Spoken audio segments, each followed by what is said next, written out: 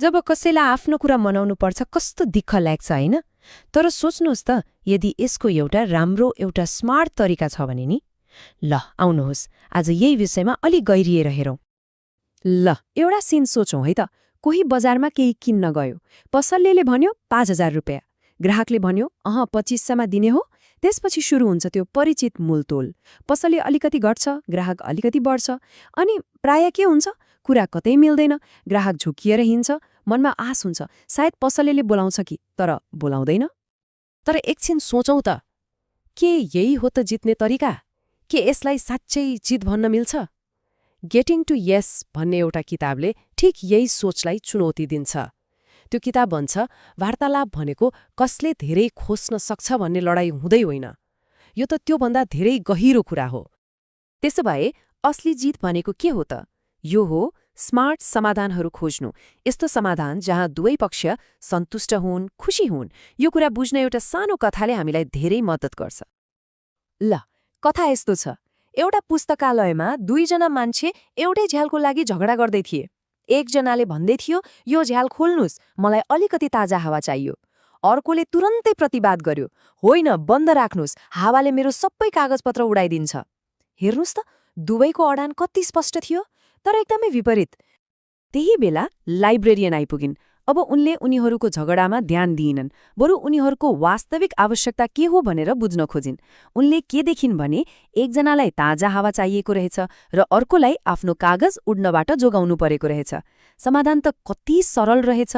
उनले छेउको अर्को कोठाको झ्याल खोलिदिन्, अनि के भयो, ताजा हावा पनि आयो, कागज पनि सुरक्षित रह्यो, दुवैजना खुसी। हो, यही हो स्मार्ट समाधान। कथा त रमाइलो लाग्यो, तर अब प्रश्न उठ्छ, हामीले आफ्नो दैनिक जीवनमा यस्तो स्मार्ट समाधान कसरी खोज्ने त? यसैका लागि त्यो किताबले एउटा एकदमै शक्तिशाली 4 चरणको फ्रेमवर्क दिएको छ। यस्तो फ्रेमवर्क जसले कुनै पनि कुराकानीको रूप नै बदल्न सक्छ। ल ती 4 सिद्धान्तहरू के हुन् त? पहिलो, अडानमा होइन आवश्यकतामा ध्यान दिने। दोस्रो, निष्पक्ष मापदण्ड प्रयोग गर्ने। तेस्रो, दुवै पक्षको फाइदा हुने विकल्पहरू खोज्ने। र चौथो, मानिस र समस्यालाई अलग अलग हेर्ने। अब आउनुहोस्, यी प्रत्येकलाई एक एक गरेर केलाउँ। यो पहिलो चरण सायद सबैभन्दा महत्त्वपूर्ण छ। पोजिसन भनेको के हो? यो हो मानिसले के चाहन्छु भनेर माग्ने कुरा। तर इन्ट्रेस्ट भनेको उसले त्यो कुरा किन चाहेको हो भन्ने हो। फेरि त्यही पुस्तकालयको उदाहरण सम्झौँ न। झ्याल खोल पोजिसन थियो, तर ताजा हावा चाहियो भन्ने चाहिँ इन्ट्रेस्ट थियो। जब हामी इन्ट्रेस्ट बुझ्छौँ, समाधानका बाटाहरू आफै खुल्दै जान्छन्। ल त्यसो भए कसैको इन्ट्रेस्ट कसरी पत्ता लगाउने त? तरिका एकदमै सरल छ। त्यो हो किन भनेर सोध्ने। जब हामी कसैलाई किन भनेर सोध्छौँ, त्यसले के गर्छ? त्यसले अर्को व्यक्तिलाई महसुस गराउँछ कि उसको कुरा सुनिएको छ, उसलाई बुझ्ने प्रयास भइरहेको छ, र यसले कुराकानीमा विश्वासको वातावरण बनाउँछ, जसले पुरै कुराकानीको दिशा नै बदल्न सक्छ। तर सधैँ सजिलो हुँदैन, होइन? कहिलेकाहीँ त इन्ट्रेस्टहरू सिधै एक आपसमा बाजिन्छन्। सोच्नुस् त, कुनै कर्मचारीलाई तलब बढाउनु छ, तर कम्पनीसँग बजेटै छैन। अब के गर्ने? हो, यस्तै अवस्थामा हाम्रो दोस्रो सिद्धान्त काम लाग्छ। त्यो हो आफ्नो आफ्नो विचारमा अड्किनुको सट्टा निष्पक्ष र वस्तुनिष्ठ मापदण्डको प्रयोग गर्ने। अब यो निष्पक्ष मापदण्ड भनेको के हो त? यो यस्तो आधार हो जुन कसैको व्यक्तिगत विचारमा होइन, तथ्यमा आधारित हुन्छ। जस्तै त्यो पदको लागि बजारको औसत तलब कति छ, वा कुनै सरकारी नियम छ कि, वा कुनै विशेषज्ञको राय के छ। यस्ता कुराहरूले मलाई यति चाहियो र म यति मात्र दिन सक्छु भन्ने व्यक्तिगत बहसलाई हटाउँछन् र एउटा साझा स्वीकार्य आधार तयार पार्छन्। र यसको असर साँच्चै शक्तिशाली हुन्छ। जब हामी यस्ता मापदण्डहरू प्रयोग गर्छौँ, कुराकानीको स्वरूप नै बदलिन्छ। यो म विरुद्ध अर्को व्यक्तिको लडाईँ रहँदैन, यो त हामी दुवै मिलेर समस्याको विरुद्ध भन्ने सहकार्यमा परिणत हुन्छ। हेर्दा सानो लागे पनि यो एउटा ठूलो मनोवैज्ञानिक परिवर्तन हो। अब लागौँ तेस्रो चरणतर्फ, जुन व्यक्तिगत रूपमा मलाई सबैभन्दा रचनात्मक लाग्छ। हामी प्राय के सोच्छौँ, मतभेद वा भिन्नताहरू भनेका समस्या हुन्, तर यो सिद्धान्तले ठिक उल्टो भन्छ। यसले भन्छ भिन्नताहरू समस्या होइनन्, अवसर हुन्। कस्तो अवसर? यस्तो समाधान खोज्ने अवसर जहाँ दुवै पक्षले आफूले चाहेको कुराको 100% नै पाउन सकुन्। यो कुरा बुझ्नलाई एउटा सुन्तलाको कथा सुनौ। दुईजना केटाकेटी एउटै सुन्तलाको लागि झगडा गर्दै थिए। उनीहरूको बुवाले के गर्नुभयो? उहाँले त्यो सुन्तलालाई च्वाट्टै 2 भागमा काट्नुभयो र दुवैलाई आधा आधा दिनुभयो। हेर्दा त कति निष्पक्ष समाधान जस्तो देखिन्छ, होइन त?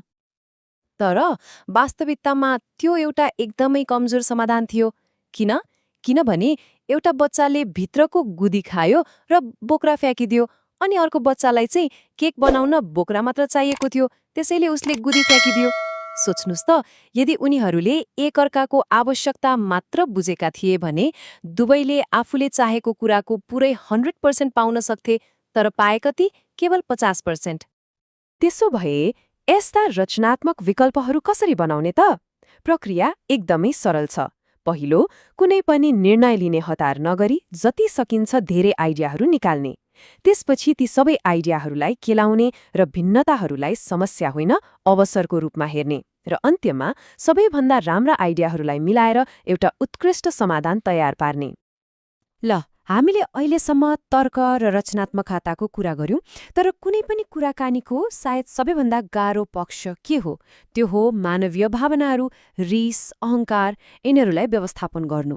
हो, यहीँनेर हाम्रो चौथो र अन्तिम तर एकदमै महत्त्वपूर्ण सिद्धान्त आउँछ, र त्यो सुनौलो नियम हो मानिसप्रति नरम, समस्याप्रति कडा। यसको मतलब के हो? यसको मतलब हो अर्को व्यक्तिको सम्मान गर्ने, उसको कुरा ध्यान दिएर सुन्ने, तर जुन समस्या वा मुद्दामा छलफल भइरहेको छ त्यसमा चाहिँ आफ्नो अडान स्पष्ट र दृढ राख्ने। याद राख्नुपर्ने कुरा के हो भने लडाई व्यक्तिसँग होइन, समस्यासँग हो।